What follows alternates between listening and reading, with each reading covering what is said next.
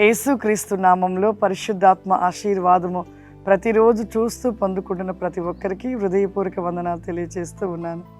ఈరోజు పరిశుద్ధాత్మ దేవుడు మనకిస్తూ ఉన్న వాగ్దానము యెషయా గ్రంథము 29వ అధ్యాయము 15వ వచనము. తమ ఆలోచనలు యెహోవాకు కనపడకుండా లోపల వాటిని మరుగు చేయి చూచు వారికి శ్రమ. మమ్మునెవరు చూచెదరు, మా పని ఎవరికి తెలియను అనుకొని చీకటిలో తమ క్రియలు జరిగించు వానికి శ్రమ. చాలా భయంకరమైన పాపం. చాలా మంది కూడా మరి ఎవరు చూచుట లేదులే అని లోపల పాపంలోనే జీవిస్తూ అనేక తలంపులను కలిగి ఉంటున్న వారికి మహాశ్రమ అంట.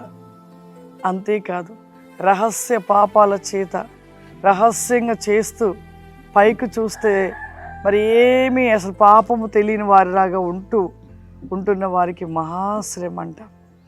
ఒక పాపమును బట్టి భయంకరమైన శ్రమను మనము పొందుకుంటూ ఉన్నాం.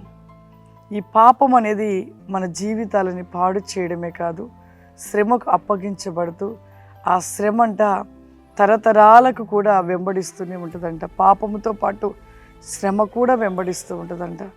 చాలామంది అలాగే ఉంటూ ఉన్నారు. ప్రతి హృదయాలలో పాపాన్ని అలానే ఉంచుకొని పైకి మాత్రం భక్తి పరులాగా కనపడుతూ పరిశుద్ధ గ్రంథం పట్టుకొని దేవుని సన్నిధికి వెళుతూ ఉన్నాము. కానీ ఈ లోకంలో తప్పించుకొనొచ్చు, కానీ మనకొక రాజ్యం ఉంది, మనకొక మరి పట్టణం ఉంది. ఆ పట్టణానికైతే చేరలేము. మరొక రాజ్యం కూడా ఉంది, నిత్య నరకం అనే రాజ్యం. ఆ రాజ్యానికి చేర్చబడుతూ ఉంటాం. రహస్య పాపాలు చేసేవారంతా కూడా నిత్య నరకంలోనే ఉంటారు.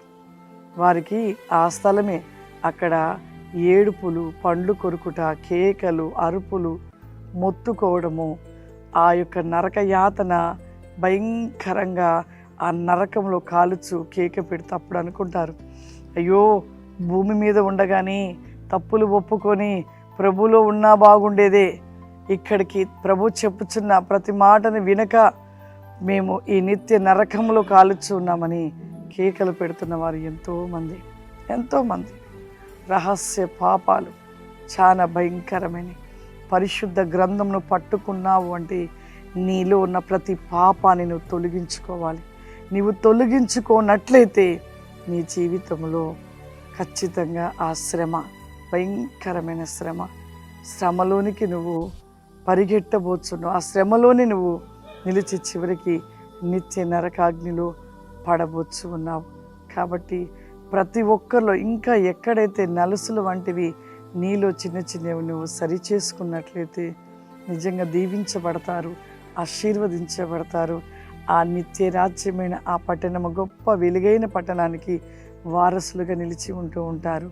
ప్రార్థన చేసుకుందాం.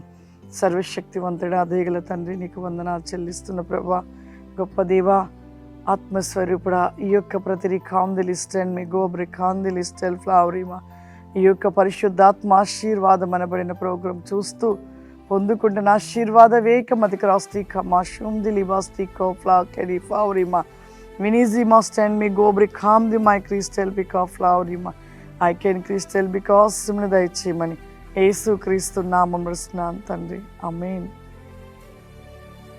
God bless you. దేవుడు మిమ్మల్ని దీవించును గాక. ఆమేన్.